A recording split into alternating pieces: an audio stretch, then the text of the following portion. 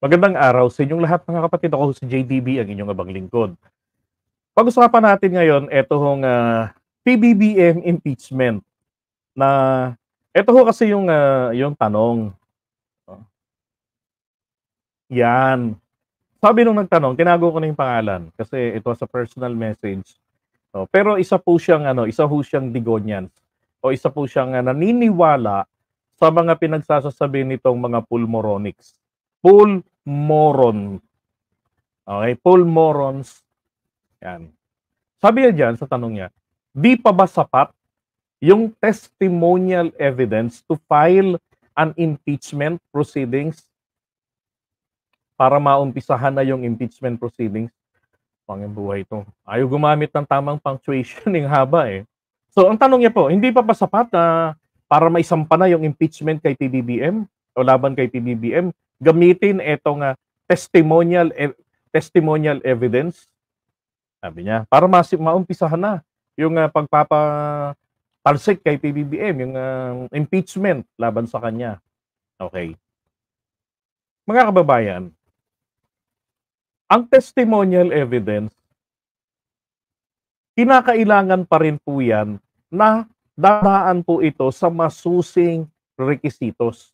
Unang-una yung mag-file ka ng impeachment, 'di ba? Kasi dahil nga po presidente, pinakamataas na opisyal ng bayan ang patatalsikin ng Kongreso sa pwesto at lilitisin ng Senado na mako-convert automatically into impeachment court pagka in-impeach na ng Kongreso.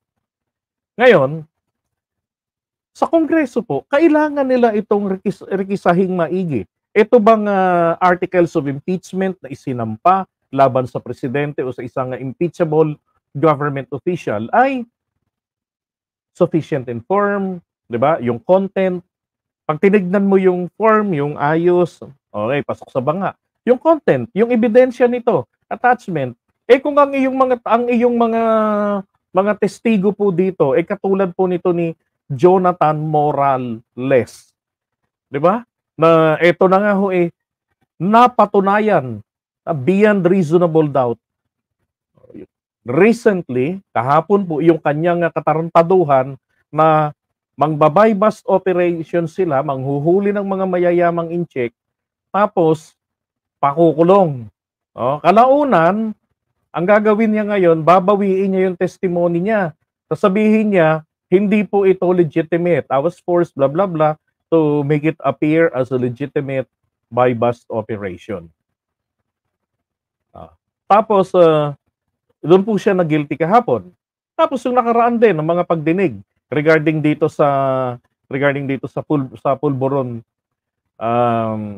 yung issue ng puncher. 'Di ba yung authentic na na ginawa niyang na dokumento ng 2012. Oh.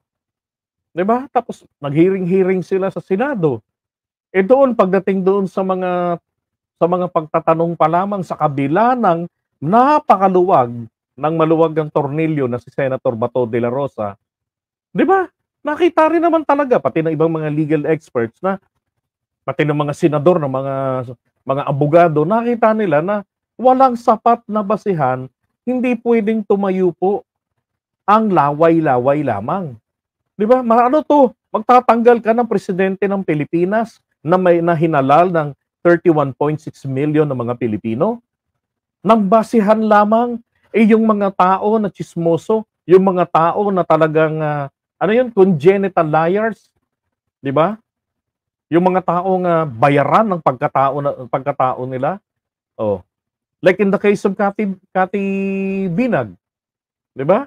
Nalaman na natin kung ano ba talaga yung klase ng pagkatao ng babaeng ito. 'Di ba? Yung kanyang motibo, bakit? Nakita natin na hindi po siya lumabas all of a sudden na wala po siyang pinapanigan na kahit na sino. 'Di ba? Hindi ganoon mismo sa kanyang salita lumabas siya ng ganyan dahil naaawa daw siya kay VP Sara. Yung kaibigan niya binulgar siya. 'Di ba? Na sila yung mga magkakaibigan, yung tropa, kaklase ni Sarang kick out ng Sambeda. Si Sara Duterte, Carpio kick out pala ng Sambeda. 'Di ba? Eh, true pa rin pala nito ni Cathy Binag. 'Di ba? So doon pa lang makikita mo na yung credibility. What must be the reason behind why you saying this? Not exposing, but saying this. At kanina, 'di ba? Rektahan na namang inakusahan niya ang mga anak ni PBBM. 2 doon sa 3, putang ina nahiya pa. Ay, don't say bad words pala. It's alright. Tinay sleeping. 'Di ba? 2 daw doon yung nagdodroga. Ginawa niya ng altanghap ng pamilyang Marcos na may tawag dito, maraming mga matang nakabantay sa bawat galaw. Lang yung buhay ito. Ang cocaine bilang almusal, tanghalian, hapunan. 'Di ba? O hindi ko sinasabing si Cathy ay addict o nagdodroga, pero yung utak nito mukhang lusaw din.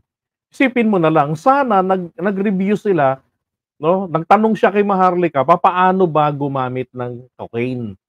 'Di ba? Tinanong niya sana si Maharlika kasi Maharlika po, alam niyo, gumagamit po 'yan si Maharlika. Maski nung nandito pa 'yan sa Pilipinas, nung pokpokers pa 'yan sa Cebu at diyan po sa Cubao. Gumagamit 'yan sila. Kasi para makayanan nila yung tindi nung kahihiyang magbuka-bukangkang sa harap ng mga lalaki, tapos susuotan ka ng panahon niya, usop 100 pesos pa lang yung pinakamalaking bills, igaganon mo roon, 'di ba? Uupuan ng kipay niya. Para makayanan niya yon, kailangan nilang mag-take ng illegal substance. Oh. Kaya dapat kako sana tinanong nito, sana kinotes niya na para nalaman nito ni Cathy na kapag ganyan nga nakatiwangwang yan, hindi mo ubra. Kasi delikado, mahal yan. Baka mamaya may bumahing, baka mamaya lipa rin ang hangin. Oh, hindi naubos na. Sayang ang pinambili.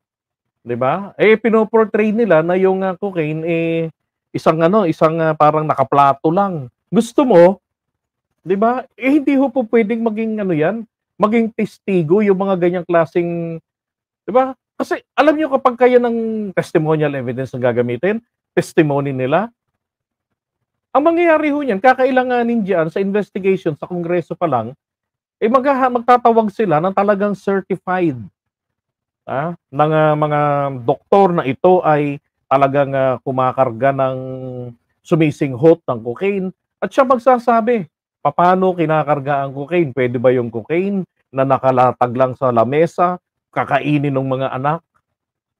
'Di ba? Yung cocaine pwedeng ialok. Pagka bumatak ba ng cocaine, kinukutsara ba yan? Kasi parang ganun Ninumukbang lang. 'Di ba? Oh, kung ikaw ba ay addict, iaalok mo ba yung illegal na ginagawa mo sa first time mong nakilala? 'Di ba? So iiral po rito yung reason, yung reasoning po, yung logic. Oh. Hindi ho po pwede ang testimonial evidence lang ng ganun-ganun lang. 'Di ba? Kinakailangan matest ito, masubukan talaga ito sa investigasyon. Ang tanong, bakit hindi nila isinasampa ang kaso sa korte? Unang-una, yes, meron po ang presidente natin ng immunity. Okay? Pero kapag yung parusa naman po rito lalagpas naman po talaga ng mga ganyang 6 na taon, ganyan. Pwede naman pong maisampa yan. Kasi pwede nga silang magsampa. Ano po, eto impeachment. Okay, pag-usapan natin tong impeachment. I-impeach nila ang Presidente Marcos dahil lang sa kwento nitong 2 taong ito. Diba? Pwede silang magsampa. Ang tanong, ano ba ang original pong kwento rito? The original story was 2012. Diba? And then later on, they changed it. Bakit? Isipin mo 2012. Senador pa si PBBM noon. Diba? Dapat doon pa yan i-file sa Ethics Committee ng Senado. Diba? Dapat may pumiyok ng ganyan noong 2016. Wala ho. Wala ho. 'Di ba? Maski sa mga dilawan na kalaban ni PBBM, wala rin talaga. Oh. Ngayon, gagamitin nila ito pang-impeach sa presidente. Sige, ang tanong, anong grounds? 'Di ba? Sasabihin ang gagamitin nilang dahilan dito, yung, pagtitiwala ng taong bayan sinira nila. Okay, anong taon yung tinutukoy niyo? 2012. That is why they modified starting dito, ang starter nito si Harry Roque. Biglang sinasabi na ni Harry Roque ni Bibigandang Harry, na sunog kahapon sa Kongreso, ano daw, ako po ay naniniwala na ang ating presidente BBM ay meron pa pong koneksyon. Ay meron pa rin siyang koneksyon sa illegal drugs. Alam niyo yung pagsasabi ng gano'n? That is insinuating something that PBBM is involved to drug trading, drug dealing, gano'n. Oh, yun po ang ini-insinuate niya no'n. Ngayon naman, eto kay Cathy Binag, ang sinasabi naman ni Cathy Binag ay yung mga anak pinagdodroga para mapakita nila na ito ho'y continuing vice na ginagawa ng pamilya Marcos. See, kita niyo yung pattern? Oh. Dapat sana ang ginawa nilang kwento, tuturuan na naman natin. Dapat sana ang kwento sinimulan ninyo na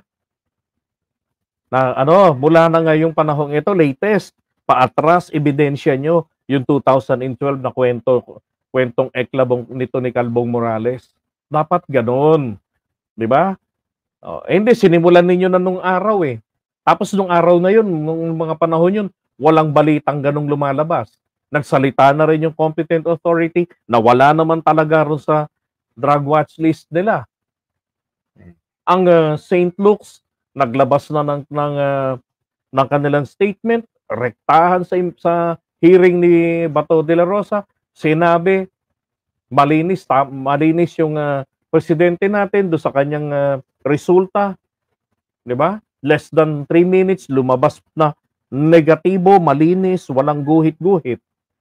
Etong mga ulol na mga kasama nila nitong mga pulmoron. Okay, yung mga actors ng pulmoron, yung mga nagpa-drug test, yun po yung mga mukhang nagdroga. Bakit? 'Di ba? In less than 5 minutes, 5 minutes yung max may lumabas ng guhit po. Nagpositibo po sila. Lahat po ng mga inabot ng matagal bago na-release ang resulta ng kanilang drug test. Sino-sino po 'yon? Attorney Vic Rodriguez, si Sara Duterte, 'di ba? Sino pa ba yung ibang nagpa-drug test na mga kakasama nila? 'Di ba? Yun. Sila, hindi ko inaakusahan, pero kung gagamitin nyo ang logic, 'di ba? Kapag less than 3 minutes or less than 5 minutes or within 5 minutes na lang, may lumabas na guhit, then it will require a confirmatory drug test. Talagang na yun, yung standard ng gagawin na nila o yung sinaunang klase na, talagang bubusisiin nilang maigi. Doon makikita nila na, okay, clear. Pero bakit doon sa very, very sensitive, highly sensitive drug testing kit, na patak pa lang, may madidetect na kahit dati ka pang gumamit? Diba? Madidetect niya yung residue. Pero sa confirmatory, magninegatibo. Diba? So sila ngayon ang kahina-hinala. At etong mga taong kahina-hinala, kasi ang tagal ng kanilang resulta ng drug test, sila pa ngayon ang nagpapa-impeach sa presidente. Diba? Kaya ngayon, ang sagot ko po rito sa tanong na yun sa atin, hindi po talaga po pwede ang testimonial evidence lang ng mga taong wala pong kredibilidad. Okay? Proven mo lang kredibilidad eh. Paano ba masasabi na merong credibility? Di ba? Yun, wala pong interest dito.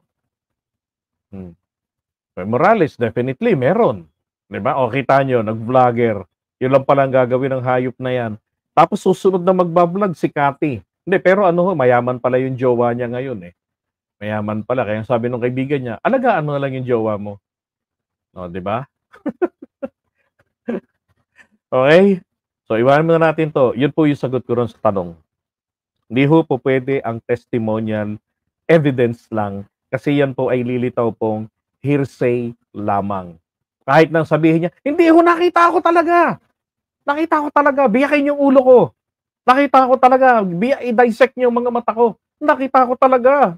Kahit maglulupasay ka, hindi po puwedeng gano'n.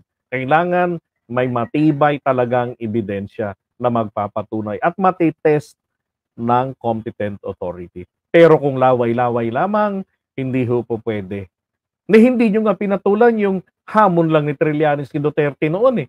Hindi nga ninyo in-urge si Duterte kahit na umaming nagmamarijuana, to keep him up. Hindi ninyo in-urge si Duterte sa kabila ng umamin siya, nagfe-fentanyl siya, 'di ba? And later on sinasabi niya it was just a patch para lamang sa kanyang, naaksidente siya. Oh, 'di ba? Ayun talaga, oo. Mga pulmoronics, mga pulmoron